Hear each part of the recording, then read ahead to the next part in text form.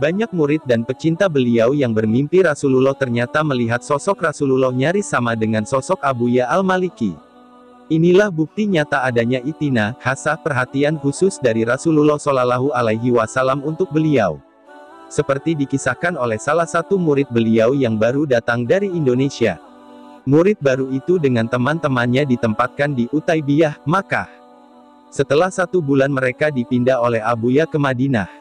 Ketika tiba di kota Madinah, sebelum berziarah kepada Rasulullah, mereka menempati Syuka Babul Awali hingga esok hari. Di malam hari, murid yang baru itu bermimpi. Dalam mimpinya dia bersama teman-temannya pergi berziarah ke makam Rasulullah Shallallahu Alaihi Wasallam. Sesampainya di depan makam, ternyata sudah banyak orang-orang yang menanti dan mengitari makam tersebut, seakan-akan mereka menunggu seseorang yang akan keluar dari dalam makam. Murid itu pun ikut serta bergerombol bersama mereka. Tiba-tiba dari arah belakang terjadi keributan kecil, dan orang-orang semua melongokkan kepala untuk menyaksikan apa yang terjadi. Ternyata di sana telah berdiri seseorang yang sosoknya nyaris sama dengan Abuya, As-Sayyid Muhammad bin Alwi al-Maliki. Sosok itu dikitari kerumunan orang, yang berteriak-teriak ramah lantaran memanggil-manggil, Rasulullah. Rasulullah. Rasulullah, entah mengapa, seketika itu juga si murid meyakini bahwa yang datang tiada lain adalah perawakan Abuya, dengan segala bentuk pakaian yang biasa melekat pada diri Abuya. Secara spontan pula murid itu mendekati dan merangkul Rasulullah Shallallahu Alaihi Wasallam. Terjaga dari tidur, dia duduk termenung memikirkan apa yang baru saja dialaminya dalam mimpi yang relatif singkat itu, dan dia tidak berani bercerita kepada siapapun, sebab takut salah. Hanya saja mimpi itu terus terbayang dalam benaknya, hingga pada suatu saat dia bertanya kepada salah seorang teman seniornya, apakah ada di antara murid-murid Abuya yang pernah mimpi bertemu Rasulullah Shallallahu Alaihi Wasallam. Pada akhirnya dia mendapat keterangan, ternyata banyak juga yang mengalaminya, dan di antara mereka yang mengalami itu mengatakan bahwa sosok Rasulullah yang sering muncul dalam mimpi mereka, adalah nyaris sama dengan sosok Abuya As-Sayyid Muhammad bin Alwi al-Maliki al-Hasani. Sebelum beliau wafat berpulang ke rahmat Allah, beliau berdoa 3 hal, yaitu, ingin meninggal di antara murid-murid dan kitab-kitabnya, yang menyolati di Masjidil Haram adalah imam yang cinta kepada beliau bukan yang benci atau memusuhinya dan meminta agar jenazahnya sebelum dikebumikan di Malah bisa masuk di makam Sayyidatuna Khadijah, istri baginda Rasulullah Shallallahu Alaihi Wasallam. Dan pada kenyataannya semua yang beliau harapkan itu diwujudkan oleh Allah Ta'ala. Demikianlah salah satu bukti kecintaan Allah kepada beliau. Walaupun sempat masuk rumah sakit karena sakit yang datang tiba-tiba, tetapi ketika akan wafat beliau meminta agar dibawa pulang dan akhirnya beliau wafat di antara murid-murid dan kitab-kitabnya. Ketika akan disalati di Masjidil Haram, ketika itu imamnya kebetulan adalah orang yang tidak beliau sukai. Tetapi subhanallah ketika jenazah dimasukkan ke dalam masjid, si imam tadi seakan tidak bisa mengeluarkan suara, sehingga dia mundur dan digantikan oleh imam lain yaitu Syekh Muhammad Abdullah Subail, seorang imam yang dekat dan cinta dengan beliau. Ketika puluhan ribu manusia mengiringi kepergiannya, keranda diusung dari Masjidil Haram menuju komplek pemakaman Malah. Lautan manusia meliputi jalan-jalan saat itu bergema tahlil dan zikir. Subhanallah ketika dekat dengan makam Sayyidatuna Khadijah tiba-tiba entah bagaimana, pintu yang menutup makam Sayyidatuna Khadijah terbuka sehingga jenazah beliau dapat memasukinya, baru kemudian dikeluarkan kembali untuk dibawa ke Malah. Beliau adalah seorang yang kasyaf, artinya Allah membuka untuk beliau sesuatu yang tertutup untuk orang lain, sehingga sesuatu itu begitu tampak jelas bagi beliau bahkan perbuatan manusia pun tampak di hadapannya. Hal ini kurang beliau sukai sehingga seringkali beliau meminta kepada Allah agar menghilangkan kasyaf tersebut. Beliau pernah berkata kepada guru kami, Al-Ustadz Al-Habib Soleh bin Ahmad Al-Aidrus, wahai Soleh, sesungguhnya perumpamaan makam kasyaf dan jazab dibandingkan dengan makam yang di atasnya seperti anak perempuan kecil yang senang dengan bonekanya. Dia akan merasa cukup dengan boneka itu daripada sesuatu yang lebih berharga dan lebih mahal. Tetapi sesungguhnya karomah beliau yang besar justru terdapat pada keistiqomahan beliau dalam beribadah, berdakwah, mengajar dan melayani umat ini. Cukup menunjukkan kebesaran beliau dan kedudukannya yang tinggi di sisi Allah menjadikan ilmu beliau manfaat, barokah dan murid-muridnya menyebar ke seluruh penjuru menjadi ahli dakwah, ulama dan penyambung lidah Rasulullah Shallallahu Alaihi Wasallam. Demikian pula dengan karya-karya beliau yang terus akan dimanfaatkan dan diambil hikmahnya oleh manusia sepeninggal beliau. Banyak para aulia, justru karomah mereka tampak pada karya-karya tulisnya seperti Imam An-Nawawi dan juga tampak pada keberkahan wirid-wirid yang disusunnya seperti Imam Abul Hasan Asy-Syadzili.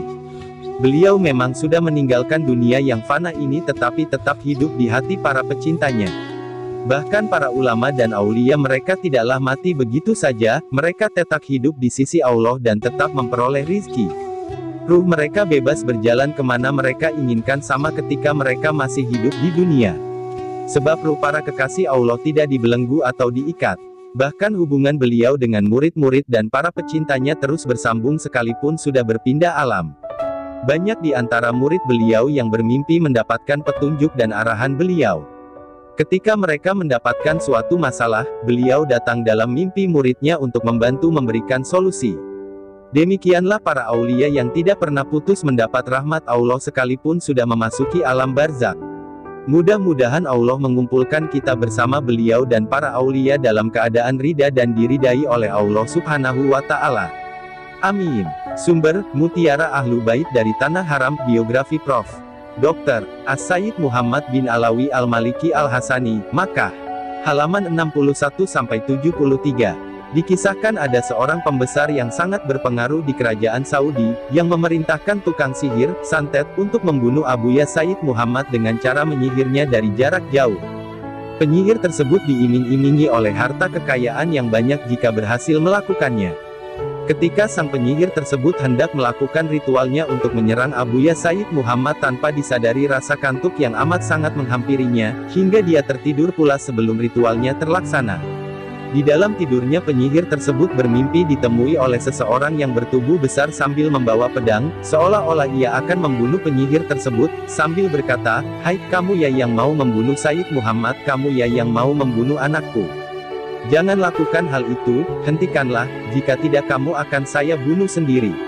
Dengan rasa gemetar dan ketakutan penyihir tersebut terbangun dari tidurnya, dan keesokan harinya ia mendatangi rumah Abuya Sayyid Muhammad dan segera meminta maaf, serta menceritakan mimpinya tadi malam, dan memberitahukan bahwa ia disuruh oleh seseorang yang bernama Fulan bin Fulan.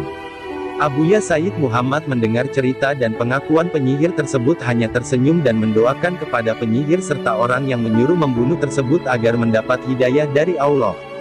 Dan tanpa menaruh rasa dendam sama sekali kepadanya. Profesor, Dr. Al-Muhadis Al-Habib Abuya Sayyid Muhammad bin Alwi Al-Maliki. Beliau adalah ulama yang bersanad dan menjadi panutan Ahlu Sunnah wal Jamaah. Beliau selalu mengamalkan maulid Nabi Shallallahu Alaihi Wasallam di Mekah. Beliau adalah ulama dari Mekah, kampungnya para Wahabi. Beliau selalu dituduh bid'ah dan syirik oleh kaum Wahabi. Jika beliau selalu mengamalkan bid'ah dan syirik seperti yang dituduhkan Wahabi, kenapa jasad beliau tidak hancur dimakan tanah, dan setelah 5 tahun jasad beliau mengeluarkan bau harum gaharu, rambut dan kuku beliau tambah panjang? Jika semua bid'ah itu sesat dan masuk neraka berarti jasad beliau sudah membusuk dan tinggal tulang belulang. Jika dengan cerita ini kaum Salafi Wahabi masih membid'ahkan, mensyirikkan, mengkafirkan amaliyah kami, maka bongkarlah juga kubur ulama kalian dan bandingkan hasilnya. Membaca cerita Habib Muhammad bin Alwi Al-Maliki ini, apakah masih ragu dengan karomah beliau yang mana Ustadz Wahabi mensyirikkan beliau? Setahun pasca wafatnya Habib Muhammad bin Alwi Al-Maliki Al-Hasani, orang yang dibilang penganjur bid'ah Mekah, orang-orang Wahabi yang berniat mau menghinakan Habib Muhammad karena kebiasaan di Mekah jika jenazah sudah hancur maka akan dipindah ke tempat lain agar areal lama dimasukkan jenazah yang baru. Kemudian orang Wahabi melakukan penggalian makam beliau. Awalnya mereka berharap agar apa yang mereka temukan pasca 1 tahun adalah jenazah yang sudah hancur, tapi apa dikata? Ternyata tidak sesuai dengan perkiraan sebelumnya, jenazah Habib Muhammad masih utuh. 2 tahun kemudian, mereka menggali kembali makam Habib Muhammad, apa dikata? Jenazah pun masih utuh, bahkan rambut dan kuku beliau terlihat tumbuh panjang. 5 tahun kemudian, dilakukan hal yang sama, dan ternyata jenazah beliau masih utuh, bahkan tercium aroma wangi yang wanginya melebihi wanginya kayu gahru. Subhanallah. Kejadian ini sudah mentaubatkan banyak orang-orang Salafi Wahabi.